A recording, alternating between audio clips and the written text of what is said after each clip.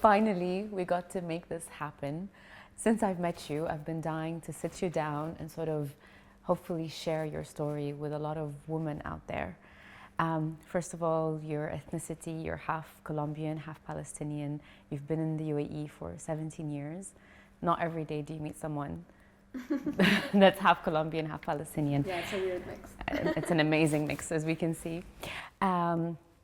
And your job is also very interesting because it's something that we also haven't seen in this part of the world in terms of bringing culture and entertainment together in that hip, sort of easy, accessible way to the public. So tell everybody, what is it that you do? So I am the Deputy Director of Cinema Akil.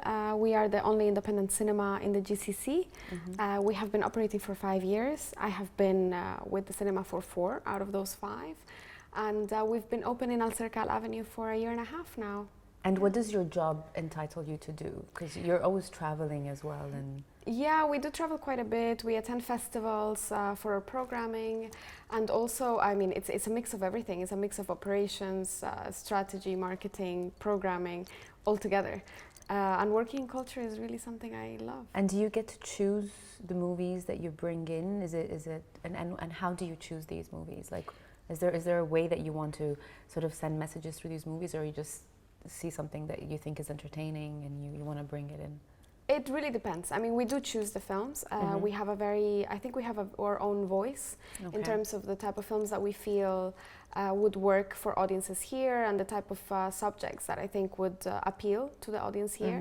Mm-hmm. And yeah, we do have certain lines that we like to maintain. We consider ourselves a very feminist cinema, so we always celebrate the work of women and about women. And we try to have to kind of allow the audience to have a place for discussion after a film. I think that is the main point of what we do, is having that place where you come together and share a moment together, not only in the dark with a film, but also a place where you can engage with other people and share your opinion and have that conversation afterwards, which I think the multiplexes lack at the moment. Yes, very true. Now, the reason why I wanted you here today is because I've met you through a friend, and you have this light in your eye. You're one of those people that I can feel loves life so very much. And I was like, I want to be like this girl. I want to just be happy all the time. And then I find out sort of I won't say struggles, but what you've been going through the past few years, and it's beyond me. How could you be going through that and look like that and have so much love and hope in life, and look at you today? So I don't want to say what you've been going through, but maybe you could just take us through, how old you are and what, when you found, just tell me everything. Well, I'm 32 now, and I'm a cancer survivor. I was diagnosed with breast cancer. Before you were diagnosed with breast cancer? Yes. Because so that's before, also actually, for yes, me you're a very right. important element. You're right. So I was 30. I was about to turn 31 when I had been married for a few years. For 4 years. We had been together for 7 years. And unfortunately, the relationship didn't work. And I got a divorce in April 2018. Mm-hmm. And shortly after, I didn't really have much time to process the end of my relationship and my divorce. And I was diagnosed with breast cancer stage 1 in July 2018. How did you find out you had breast cancer? Did you go for a checkup, or did something happen for you to find out? Something kind of did happen. I used to do regular self-checks, and in one of those self-checks the year before, in 2017, towards the very end of the year, November or December, I started to feel like I had a lump on my right breast. Initially, I thought that it was hormonal. I thought that it could have been because I had been on contraceptive pills for many years and I had stopped. So I thought that maybe my body was going through certain changes, and this is why my breasts were being a bit lumpy. So I ignored it. actually. I ignored it for a few months because I mean, I was 30 years old. I would have never imagined. Life is beautiful. Yes, and your body goes through changes, and it's normal. It's like finding one thing here, and then the next day it's gone, and you're like, okay, fine, whatever. It was like that. And then my divorce obviously took over my life, and like I was kind of in that whirlwind of that emotional turmoil, and I forgot about the fact that I had a lump on my breast. And I traveled a little bit in the summer because I had a few friends getting married that year. And in around May or June approximately, I started to realize that the lump was bigger. And I thought that I was crazy. And I actually, the friend that you and I have in common, who's my best friend from high school. Angelica, who's my best friend for 17 years now. She was the one who was like, you need to go and get this checked. Like, you've been telling me about this, and it's just go get it checked. And I think at that point I was already afraid. I felt like it wasn't normal because it was abnormally big, and I was a bit scared. But I decided to finally take an appointment with a gynecologist. Yeah. So I saw the gynecologist. She did a check with her hands, like a hand check. And she immediately looked at me and she's like, I need to call in a surgeon. And I was like, okay. So this other doctor walks in and he checks me again and he starts asking me all these questions. Do you have a family of breast cancer, like a family history of breast cancer? To which the answer was no. Not a single woman from my family has had breast cancer, not from my dad's or my mom's side. So I was like, no, I don't have anything. He started asking me about, my health and if I suffer from any other health illnesses. I didn't have any problem throughout my life. And then he's like, we need to do an ultrasound as soon as possible. He's like, your lump is just, he's like, we don't know what it is, but it's a bit large, so we need to make sure that everything is okay. He downplayed it at that point. I was like, okay. The next day they called me in for an ultrasound, and in the ultrasound, after I did it, they realized that there was suspicion for it being a malignant tumor. So they needed to do a biopsy. And that weekend, I had actually booked a weekend to Zanzibar. Because I was overwhelmed with so many things going on in my life, and I kind of needed to process my divorce as well, and I wanted to travel alone for a few days. So I told the doctor, I'm not here for 4 days. I come back on Sunday. That was on a Tuesday. Can it wait? And he's looking at me. He's like, yeah, go. Sure. I was like, okay. He's like, as soon as you land on Sunday, you come here and do your biopsy. And that's what happened. But when you were in Zanzibar, was it like, did it take over your thoughts? Or a little did you bit. Completely?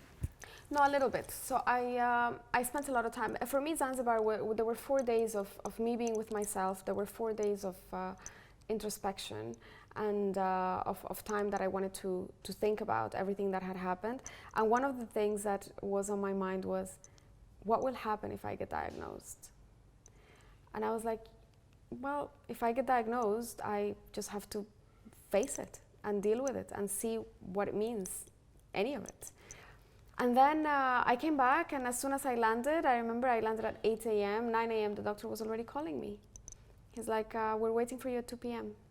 Wow. Yeah, they were really... That's a good doctor. Yeah, and they took my case very seriously. I think it also because I was young, and they do take it quite seriously. You were alone? Did you go to the doctors alone? No, I went with my friends. So another point throughout all of this is that my parents were actually in Palestine. So my dad and my mom had moved there, and they were a bit stuck. They couldn't really easily get out. Yeah. And my brother had moved to Colombia 2 years before that. So I was here without my family, but I have been here long enough that I have made friends that are like my family. Yeah. So a lot and everyone loves you so very much. Yeah. Luckily. And a lot of my friends kind of came with me to different appointments. It was like a rotation. Yeah, so we're going to do the ultrasound, we're going to go to the biopsy, we're going to, okay. So my biopsy, I went with Maya, one of my very close friends, and it was scary because, it's like they put a needle through your breast, through the tumor, and it's an aspiration. And at that point also, I was having so many issues with flashing my breast to every doctor that walks into her room. It's like, hi, my name is Luz. Yeah, exactly. And you start to desexualize your breast a little bit, like it becomes second nature almost. Yeah. And at that point, he did my biopsy. He had a very smooth hand. I have to say, it was because I had another 2 biopsies after, and he was the best one out of the three. And that's when I started to get a bit nervous. And at that point, actually, was also at the same time that we were building the cinema, and we were at the last stage of about to open the cinema. So we opened the cinema on the 28th of September, and I got diagnosed on the 28th of July. So it was this, on the 25th of July. So it was this 3 months where a lot of things are going on, a lot of things are happening. So everything, unfortunately, kind of just piled together. And we were sourcing furniture, I remember that whole week, with a designer. And about 3 days later, I remember we were in Pan Emirates, the one in Al Barsha. And I'm on the hallway, we're trying to like pick seats for the cinema, and I get a phone call. And it's the hospital. And it's the nurse telling me, you need to come in now to the doctor. And I remember I just froze in the hallway. I knew that there was something wrong. I mean, obviously there was something wrong. Otherwise she'd be like, oh, hey, don't worry, it's fine. We're good, live your life. Or whatever, but she seemed tense on the phone. And I went to the doctor. I went into the doctor's office by myself, and he sat me down, and he was like, look, your tumor is cancerous. He's like, it's very large. We need to do an MRI to understand exactly what is the size and how much of it is malignant, and how, like, what is the situation. He's like, right now, the diagnosis is called DCIS. Your tumor is DCIS, which means ductal carcinoma in situ, which means that the cancer cells are inside the mammary glands, so they haven't spread beyond which is a bit positive. Yes, so it's considered stage 0. He's like, if all of your tumor is like this, it's a good thing. We just, we deal with taking it out, and then, you will not have to do anything else. He's like, but we don't know what the situation is. And he's like, and in this hospital, this is as far as we go. At that point, he referred me to Dubai Hospital, which is one of the cancer centers for like the excellent cancer centers that are in Dubai. And somebody else had told me to go and check at Mediclinic City Hospital, which also has a breast clinic. And the diagnostic process kind of took over my life in those few months. I went to 4 hospitals in total, and they didn't know if there was anything else. When I did the MRI, this is where the story kind of gets a bit more complicated, is that I had booked for my MRI, and for an MRI for the breast, you need to do it at a certain time of the month after your period, so that your hormones are balanced and your breasts are not very lumpy. And unfortunately, my dad had a heart attack at the same time. And he was in Palestine, and I was here, and I was doing all of this. And no one knew? They didn't know yet, or they knew at that point? I had told my mom. Okay. So the day that I came back from the hospital, after the doctor told me that I had stage 0 and that I needed to potentially have the surgery as soon as possible, I called my brother. He was the first person I called, and I told him that this is the situation. I told him that I wasn't sure what were the next steps. And I told him that I wouldn't tell my mom until I know that. So it took me. So you can have like a set plan to tell your mom, So then a week later, I called my mom, and it was such a, not funny, but it was a very interesting conversation that I had with my mom, because my mom is the strongest woman I know. Like, she is beyond life. Like, she's my inspiration in every single way. And I called her and I told her, Mom, the thing that I had on my breast, because I had told her that I felt it a few months back. I was like, well, I went to get it checked, and they diagnosed me with breast cancer. And my mom was like, science is so advanced now, you'll be completely fine. This is what she said to me. Like, this is the first thing she said to me. Wow. And I was like, yeah, right? She's like, yeah, don't worry. Like, she's like, it's probably a surgery. She's like, if you have to do anything else, she's like, you can do anything. She's like, it's fine. You're going to be okay. She's like, I'm not, then she said to me, she's like, I'm not afraid. Wow. And I was like, okay, then I'm not either. Wow, I mean, having someone, it's your parents saying that to you, that gives you all the strength in the world. Yeah, at that point, I felt that. Yeah. And fast forward a couple of weeks later, and my dad has this kind of health situation, and I leave immediately. So my mom tells me that my dad had a heart attack on Sunday, and I left Monday morning to Palestine. Wow. So because I'm the closest, my brother wasn't here. It was a bit of a mess at that point. So Monday morning I was in Jordan crossing the bridge, and I was in Palestine for 2 weeks, approximately, while my dad was recovering. Oh my love. And I did I ended up doing my MRI in Jerusalem. Really? Oh wow. So I continued my process, but in Palestine, while my dad was recovering. And it was actually, it's funny how things happen. Sometimes you know, sometimes we question things a bit too much, but those 2 weeks with my parents were everything I needed to go through what I was about to go through. And it really recharged me. And the fact that I saw my dad recover, luckily nothing bad happened at that point, and my dad was able to recover and go home, and he felt strong, like he wasn't, it didn't have really bad consequences to his health, and we celebrated Eid together, and then I was able to come back. Now the MRI results discovered that my tumor was actually 6 centimeters, which is quite large, given the fact that I'm also a very small person. Yeah. And I chose, at that point I had already chosen a doctor that I was going to kind of stick to in Dubai, because I had seen so many. Yeah. And I felt very comfortable with her. She's in City Hospital, in Mediclinic City Hospital in Healthcare City. And Dr. Annette was she was my breast surgeon. And she told me, she's like, Luz, the tumor is almost half of your breast. Oh. She's like, we have to remove it. Like, to remove the whole breast. Okay. Fully. And she's like, and we have to do this whenever you're ready. So this was already towards the end of August, but probably beginning of September at that point. I started to do a process of mourning almost for a part of my body that had been with me throughout my life, and that had obviously so many meanings of, you know, sexuality, growing up, being a woman, and exactly, femininity, and so on. And I started to do a lot of sound healing sessions and energy healing sessions at that point, like just guided meditations to get me through a point of strength. I used to do everything with the intention of strength, because I didn't really understand what the surgery was. This was my first major surgery. It was it's like it's removing a part of your body. Nothing can prepare you for that. Nothing. Exactly. And my options for reconstruction were very limited.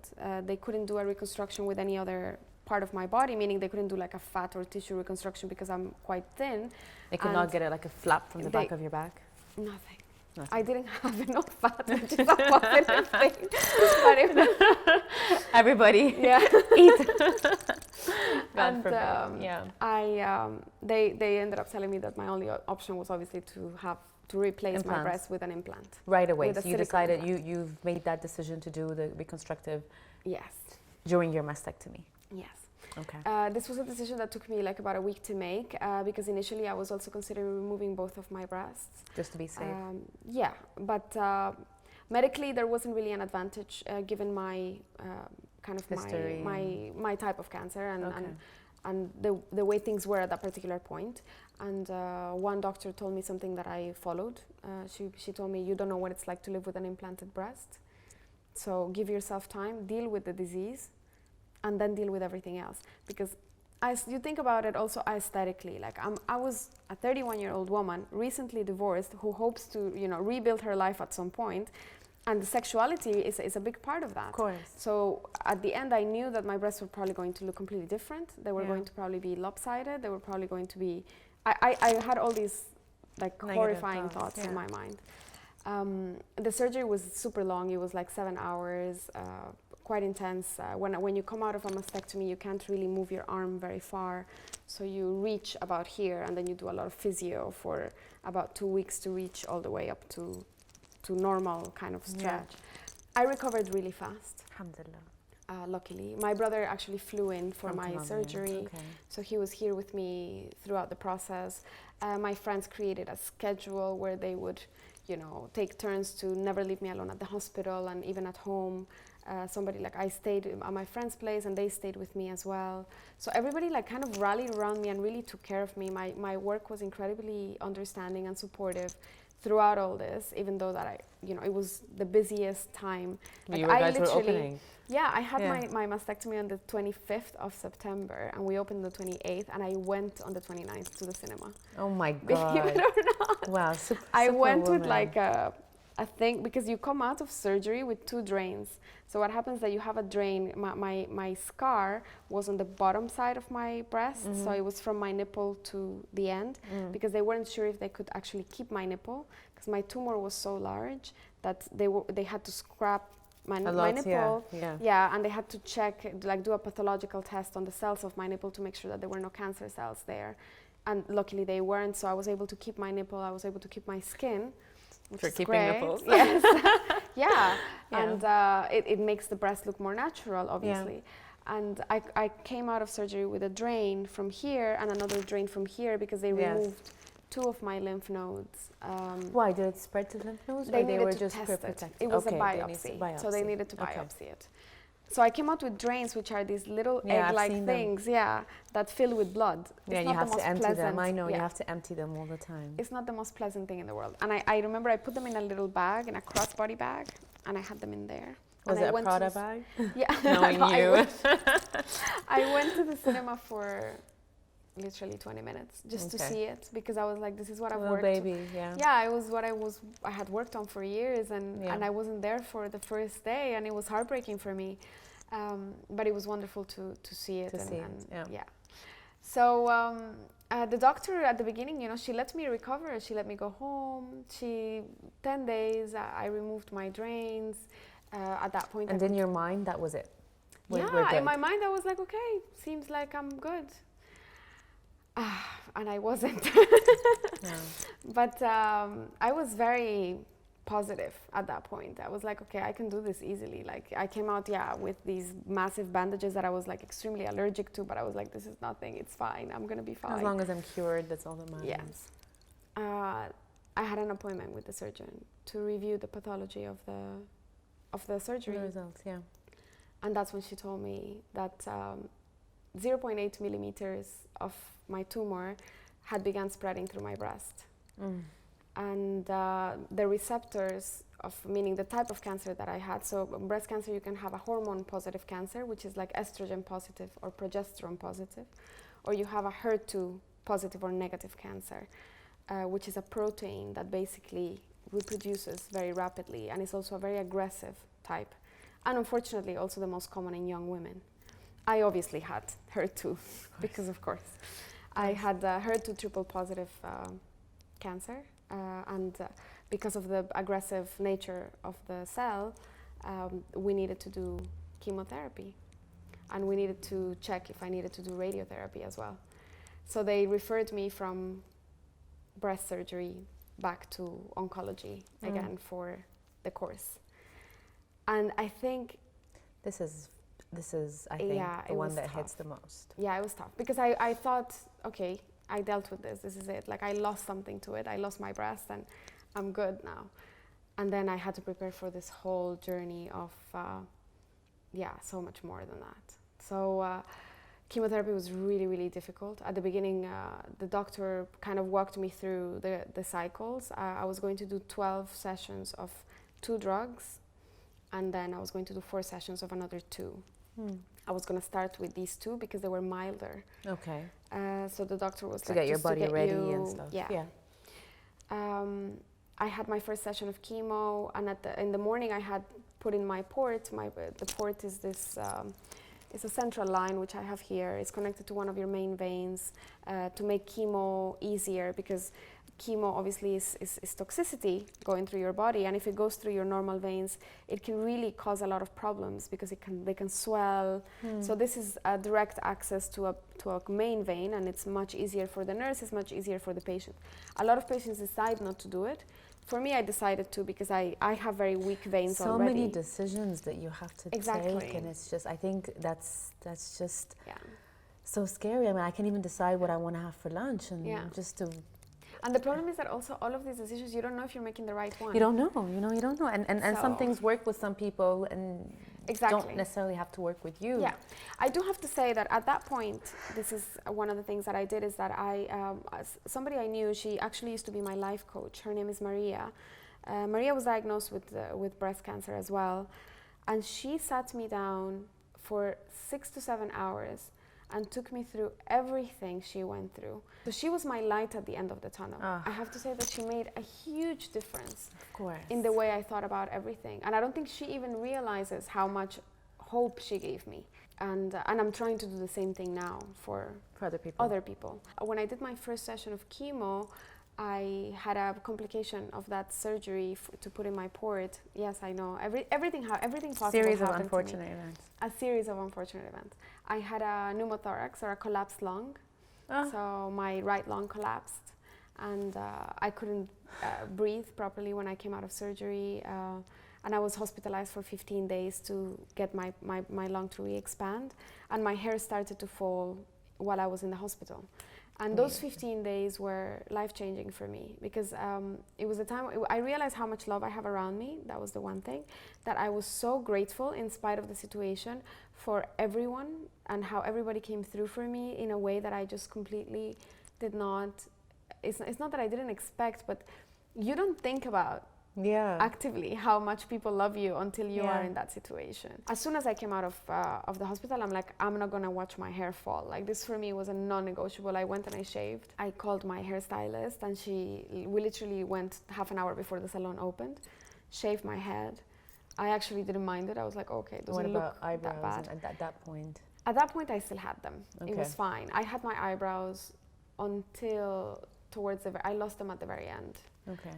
And then, unfortunately, on the 1st of January, I had another series of unfortunate events. Obviously, chemotherapy kills everything else in your body that is not just the cancer. So it also compromises your white blood cells and your red blood cells.